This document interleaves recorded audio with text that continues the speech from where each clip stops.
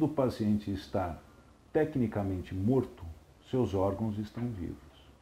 Isso representa a vida para outros pacientes, ou seja, é fundamental que a gente mantenha a perfusão desses diversos órgãos.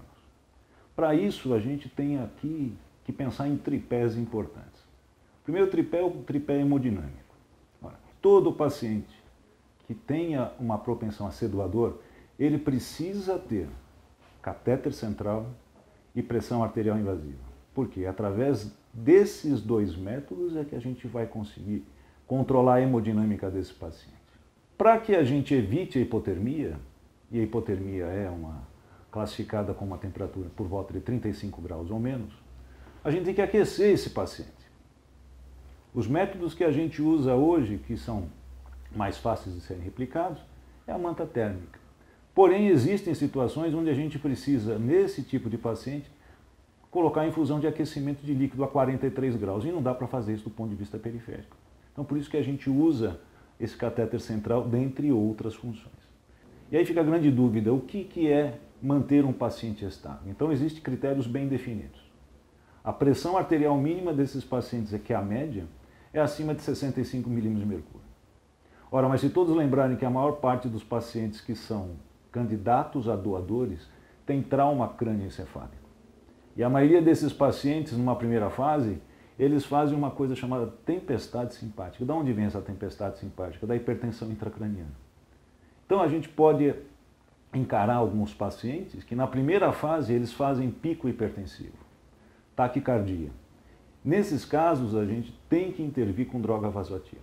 Evidentemente que com o avançar desse desligamento entre o sistema nervoso central e o resto do corpo, todas as funções parasimpáticas começam a surgir. Então existe um quadro significativo de hipotensão, que agora é o contrário. Esse paciente é dilatado, esse paciente ele tem a queda da sua pressão, e é fundamental de que a gente mantenha os níveis tensionais sempre visando uma meta hemodinâmica que é de 60 milímetros de mercúrio da pressão arterial média.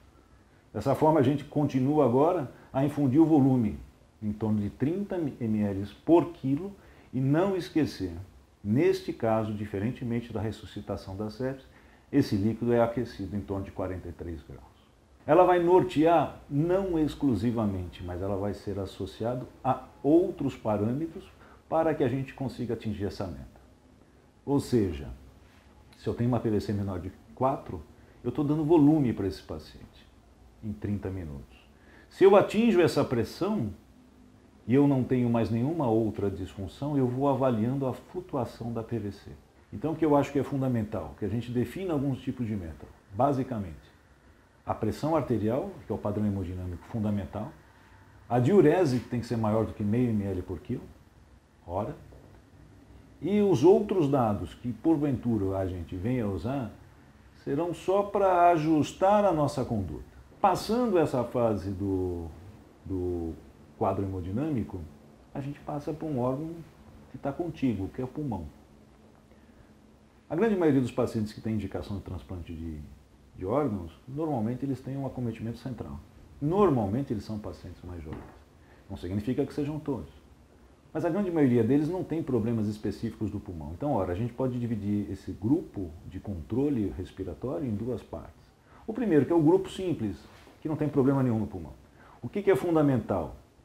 Primeiro, a despeito do paciente já ter feito os 2 exames clínicos e está comprovado sua morte, não significa que não deva ser aspirado, não significa que ele não deva ter o decúbito de 30 graus, não significa que ele seja ventilado adequadamente, principalmente para a manutenção do seu pulmão.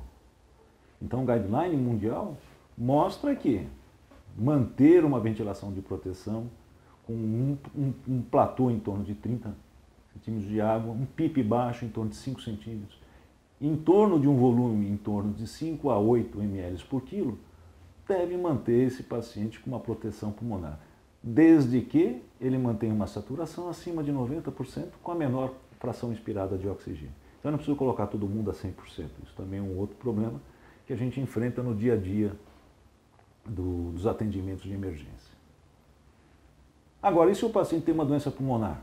Ele tem uma lesão pulmonar, ele tem uma síndrome de angústia respiratória do adulto. Aí nós devemos fazer o quê? Nós devemos ventilar de forma protetiva também e devemos utilizar a menor FiO2 possível para manter uma saturação acima de 90. E aí sim a relação FiO2 deve ser maior que 300, principalmente porque a parte nutricional mantém os órgãos com uma funcionalidade melhor. Dessa forma, se você tiver um paciente que tenha uso de droga vasoativa em altas doses refratariamente com hipoxemia e com hipotensão, evidentemente que a suspensão da dieta enteral, nesse caso, se faz necessária para a diminuição da absorção intestinal. Mas não esquecer de que nós devemos manter um aporte calórico nesse paciente e a principal forma, ou vai ser parenteral, que tem os seus riscos, ou vai ser na reposição de carboidrato através de soro glicosado. A gente tem uma perda importante da produção de cortisol e de hormônios tiroidianos. Consequentemente, além disso, nós temos alterações da taxa glicêmica. Ora, aí vão se perguntar, então, se eu tenho alterações da taxa glicêmica, eu vou dar soro glicosado em situações especiais? Sim, eu tenho uma diminuição da resposta adrenérgica desses pacientes. É por isso que a gente institui nesses pacientes a metilprednisolona. Normalmente a gente faz uma vez ao dia, em torno de 15 miligramas por quilo. Voltando ao que foi dito, não só o cortisol abaixa, como os hormônios tiroidianos. E aqui, às vezes, a gente sempre esquece. A reposição pode ser feita através do T3 ou do T4 injetável. Agora, o médico vai ter que definir quais são os exames que são responsáveis para que esse paciente possa fluir normalmente para uma doação. Vejam, toda a parte metabólica, toda a parte de eletrólitos deve ser registrada pelo menos a cada 6 horas.